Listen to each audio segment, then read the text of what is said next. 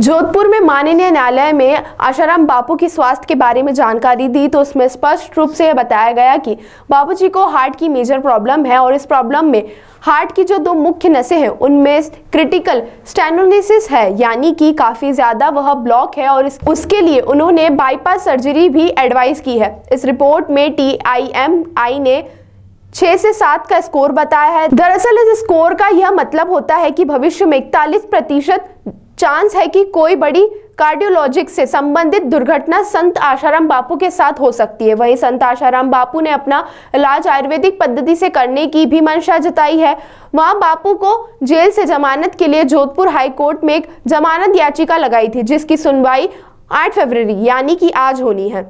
Doctor Ashok Thakur ने कहा कि 2022 में सुप्रीम कोर्ट ने स्पष्ट कहा है कि कैदी को खराब स्वास्थ्य के आधार पर अंतरिम जमानत देने में उदारता बरतनी चाहिए और ऐसे में बापू आशाराम के स्वास्थ्य खराब होने के बावजूद उन्हें बेल नहीं दी जा रही है, जो कि मौलिक अधिकारों का खुलेआम उल्लंघन दिखाई दे रहा है। दरअसल संत आशाराम बापू जी के स्वास्थ्य की स्थिति अत्यंत नाजुक है। डॉक्टर के अनुसार आशाराम बापू को 13 जनवरी से जोधपुर के एम्स अस्पताल में कार्डियो की ICU में भर्ती कराया गया है। वहीं एम्स की रिपोर्ट के अनुसार उनके हृदय में 3 गंभीर ब्लॉकेज हैं, जिससे आशाराम बापू को लगातार रक्तस्राव भी हो रहा है और इसी वजह से उनका हीमोग्लोबिन का स्तर भी लगातार गिरते जा रहा है। इस गंभीर शारीरिक स्थिति को देखते हुए हाल ही के दिनों में जोधपुर हाईकोर्ट में पैरोल के लिए याचिका दायर की गई थी। पूरे देश भर में मातृ पितृ पूजन दिवस प्रतिवर्ष की तरह इस वर्ष भी चालू हो गया है और पूरे देश भर में, क्योंकि एक दिन नहीं मनाया जाता, 14 तारीख को तो विशेष होता ही है, लेकिन विगत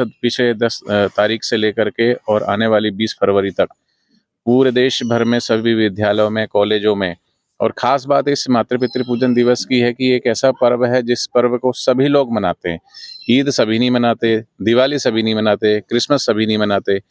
क्रिसमस ईसाई मनाते हैं, ईद मुसलमान भाई मनाते हैं और हिंदुओं के त्यौहार तो 40 त्यौहार है, होली, दिवाली, जन्माष्टमी, शिवरात्रि। पर खास बात ये इस मातृ पितृ पूजन दिवस की है कि इसको सभी वर्ग के, सभी धर्म के लोग मनाते हैं एक ही मंच पर आकर के। तो इस बार 14 फरवरी को प्रतिवर्ष की तरह मातृ पितृ पूजन दिवस पूरे इंदौर के बीचों बीच जो शहर में दशहरा मैदान है, उस दशहरा मैदान में मातृ पितृ पूजन दिवस शाम को 5 बजे से शुभारंभ होगा। आप सभी उसमें सादर आमंत्रित हैं।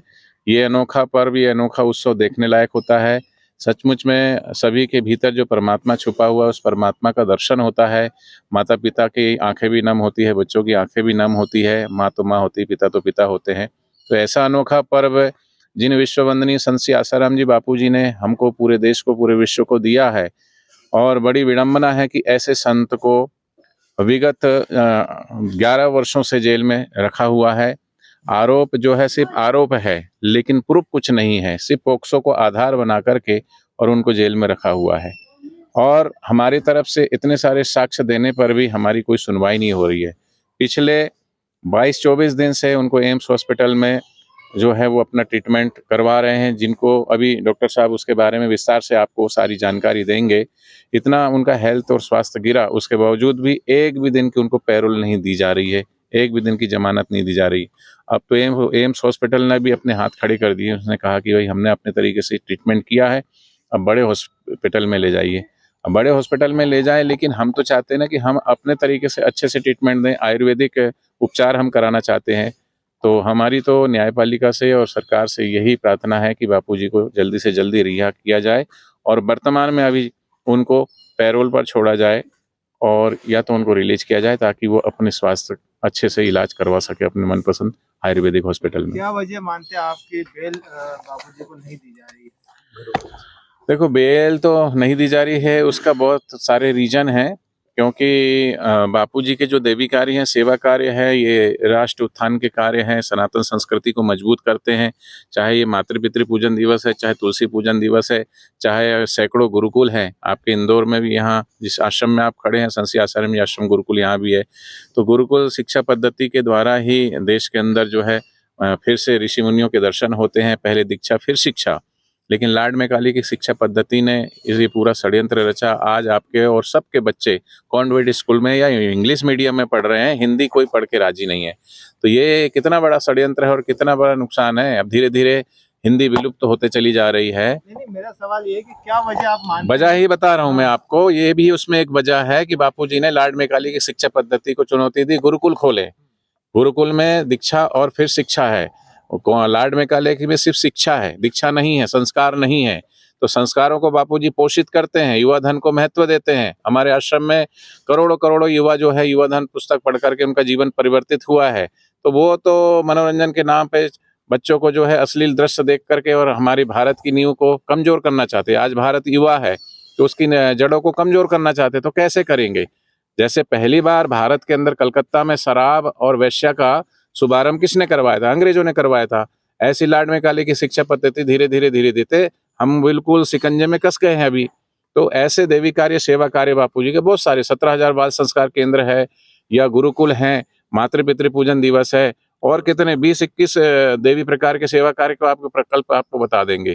तो यही कारण है, फंसाया जिस भी सरकार ने, लेकिन आज सब तरफ माहौल है कि हिंदुत्ववादी सरकार है और बापूजी को तो छोड़ना चाहिए। लेकिन बड़ा दुर्भाग्य है कि ऐसी देश में हम रह रहे हैं जो राष्ट्रवादी हिंदुत्ववादी सरकार है और जिन बापूजी ने इस राष्ट्र के लिए, संस्कृति के लिए पूरा जीवन आहूत कर दिया, आज वो इस तरीके से उनको फंसा करके विदेश की एक महिला यहाँ पर आती है, मदर टेरेसा, उसको तो सम्मान दिया जाता है, धर्मांतरण के ऊपर नोबेल पुरस्कार दिया जाता है। और जिन बापूजी ने छोटे छोटे बच्चों में, बड़ों में, युवानों में सभी ने जो संस्कार दिए, पूरे देश भर में आज 450 आश्रम, ये आप जिस आश्रम में खड़े, क्या एक्टिविटीज है, समाज उत्थान की इस देवी कार्य सेवा कार्य आज भी चल रहे हैं अनवरत रूप से।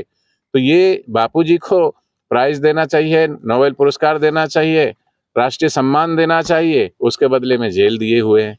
तो अगर संत ही सुरक्षित नहीं होंगे, क्योंकि संत ही संस्कृति की रक्षा करते हैं, भगवान से बड़ा दर्जा संत को दिया जाता है। स्वयं भगवान श्री कृष्ण कहते हैं, उदो मोय संत सदा अति प्यारे। पर ऐसे संतों को, जैसे भगवान श्री कृष्ण भी आते हैं तो कंस को मार करके संतों को जेल से रिहा किया जाता है, आज संतों को जेल में रखा जा रहा है। ये कहाँ का न्याय है? ये कहाँ की धर्म व्यवस्था है? पहले धर्म सत्ता है, फिर राज सत्ता है, लेकिन हो उल्टा रहा है। आज राज सत्ता धर्म सत्ता पे हावी हो रही है। तो विचार का विषय है, राष्ट्र की धरोहर है संत, गाय, गंगा और गीता, चारों खतरे में है और संत नहीं होंगे तो फिर क्या होगा?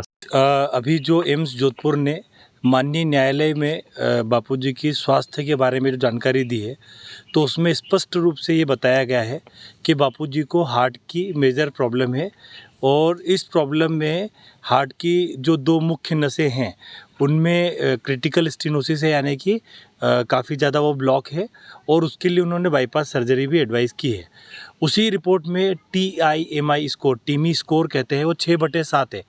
इस स्कोर का ये मतलब होता है कि भविष्य में 41% चांस है कि कोई बड़ी कार्डियक से संबंधित दुर्घटना हो सकती है। तो इसका मतलब है कि अगर इसको एक साधारण भाषा में कहूँ तो हर 2 व्यक्ति जिनको ये स्टेज की तकलीफ़ है, उनमें से एक को गंभीर हार्ट का खतरा है। तो इस तरह से कि अति गंभीर खतरा है। साथ ही साथ जब भर्ती किया तो ये पाया गया कि खून काफ़ी कम हो रहा था और उसके लिए जब जांच करी गई तो ये इसमें निकला, एक कैप्सूल एंडोस्कोपी जांच होती जिसमें ये पता चला कि छोटी आंत में जगह जगह पर कई सारे छाले हैं और उस जांच के दौरान ही उन छालों में से, कुछ छालों में से एक्टिव ब्लीडिंग यानी लगातार रक्तस्राव भी हो रहा था। तो इसलिए जो बाकी सारा हार्ट वाला इलाज था वो रोक के और पहले ब्लीडिंग रोकने का इलाज किया गया। एम्स जोधपुर की जो रिपोर्ट है उसमें आगे वो लिखते हैं कि वास्तव में इनको बाईपास की तत्काल आवश्यकता है, किंतु अभी जिस तरह से ब्लीडिंग हो रही है तो इनको पहले इंट्रोस्कोपी करके और ब्लीडिंग का उपचार करना चाहिए और वो सुविधा एम्स जोधपुर में नहीं उपलब्ध है, इसलिए एम्स दिल्ली में ले जाना चाहिए। और जब एम्स दिल्ली में जब ये ब्लीडिंग बंद हो जाए तब बाईपास करना चाहिए, जब तक जो कार्डियक रिस्क है वो तो आपके साथ में है ही है। तो ये सारी चीज़ ये बताती है कि किस तरह से बापूजी की 86 साल की उम्र में स्वास्थ्य की स्थिति अति गंभीर है, एक बात। इसके अलावा जब डॉक्टर्स का एक बोर्ड होता है, जब बापूजी से मिलने गया तो उन्होंने बापूजी को ये सारी बातें समझाई कि आपका जो वर्तमान कंडीशन है तो इसमें अगर हार्ट का इलाज करते हैं तो ब्लीडिंग का खतरा, और ब्लीडिंग का इलाज करते हैं तो उसमें हार्ट का इलाज छूट जाता है। तो इस तरह से दोनों चीज़ें आपस में कंट्रोवर्सी यानी एक दूसरे के अपोजिट नेचर की है और काफ़ी खतरा है। तो इन सारी चीज़ों को समझ के बापूजी ने ये निश्चय किया है कि वो इससे ज़्यादा सुरक्षित इलाज जो अभी आयुर्वेदिक इलाज है वो करवाना चाहते हैं। और निश्चित रूप से भारत में जो मानव अधिकार है तो हमारे जो बापूजी है उनके भी मानव अधिकार है और उनको इस गंभीर अवस्था में उनके मानवाधिकार के हिसाब से वो जो चाह रहे हैं उस इलाज के लिए तत्काल बेल मिलना चाहिए और उसकी फैसिलिटीज़ को उनको यूज़ करने की छूट देना चाहिए। पैरोल की अर्जी कब लगाई थी?